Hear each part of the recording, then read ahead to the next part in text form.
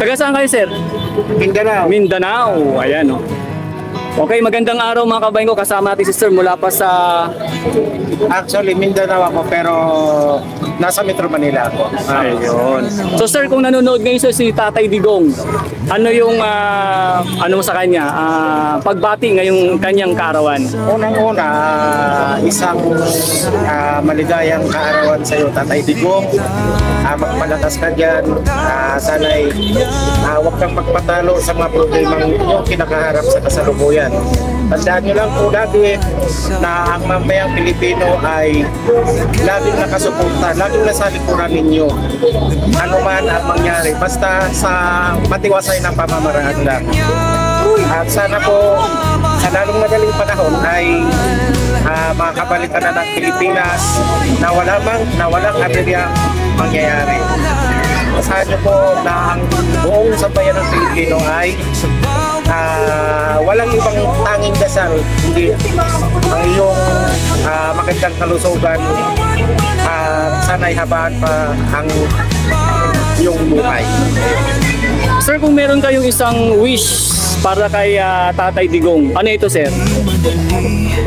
Siguro ang wish ko lang yung team niya lahat makapasok. Yun lang yun. Kasi sa ganung paraan, kahit papaano siguro magkaroon ng magbabago ang takbo ng ating gobyerno. Hindi man sa maras na paraan, hindi natin kailangan maging maras. Ang importante lang ay yung pagkakaisa at saka pagkakaunawaan ng buwan.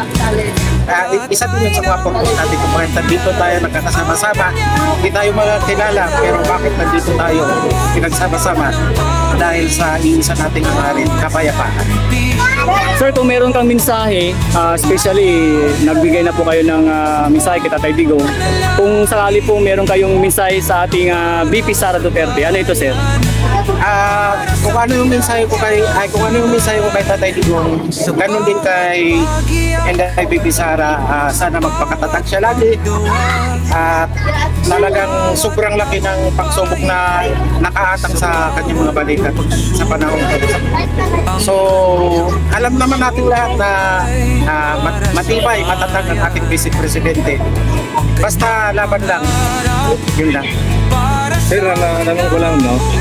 Bilang supporter ni Pangulong Duterte, bakit po sinusuportahan yung Pangulong Duterte? Ano ba nakikita nyo sa ating Pangulo natin? Bilang isang ordinaryong mamamayan, ako po ay 21 years sa public transport.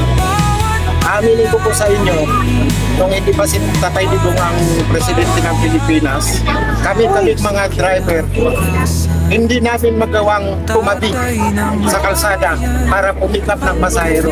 Bakit? Dahil oras na tumabi kami, dahil hindi na lang namin namamalayan, mayroon ng sumingit o may sumamba ng hold-upper. Ako, ilang beses na itong naranasan pa hold-up. Diyan mismo, sa itong Quiapo Bridge, na may nakatutok sa aking patalim, tapos pinuktok pa ako ng baril. Akala nung hold-upper, papalag ako, sinaksak ako, nadapisan ako dito dahil nakita ko sa center mirror, nakaiwas ako. Bumaon yung 29 sa headrest ko. So, nung pagkupo, yun yung experience ko before Tatay Digong. Nung si Tatay Digong na, so far, nagawa na namin kumabi, makakuha kami ng pasahero ng maayos. In short, nawalang parang pula ang mga hold-upper, street snatching, yung mga petty crimes, ganun nawala.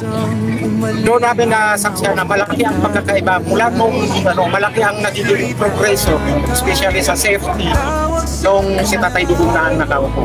Kaya isa yun sa mga dahilan kung bakit mahal ko si Tatay Digong. So ngayon po, ano po nakikita niyo ngayon sa administrasyon ngayon? Ano pinagkakaiba yung dalawa? Malaki ang pinagkakaiba kasi noon si Tatay Digong may political will kung tawagin. Ngayon kay naman sa kasalukuyang natin namumuno, siguro masasabi ko malamya ang dating. Kaya ayon, dahil walang kamay na bakal or walang political will ang nangyayari, yung mga dating script street crimes, yung mga petty crimes na ganyan. Especially yung yung safety natin ng mga ordinaryong mamamayan, unti-unting bumalik, especially drugs. Tapos po, ngayon nakikita po natin ang mga korupsyon na narinig natin at ibang klaseng korupsyon yung ginagawa ng ating gobyerno ngayon. Sa tingin niyo po, may pag-asa pa ba yung ating bansa sa pamumuno ng ating Pangulo ngayon?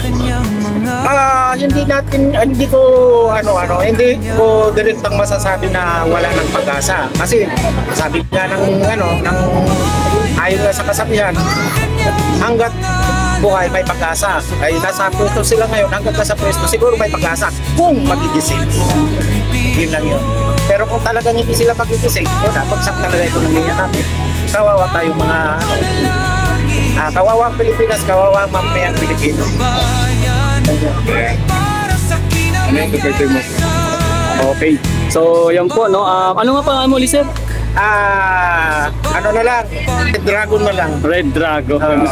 Red Dragon kasi ako Red Dragon na lang. Okay. Mula, sir, no? Mula Mindanao. Okay. Pero nakabase ako dito Sa Maynila. Ito yung hanap buhay ko. Okay. So, sir, panghuli na lang, sir. Mensahe po.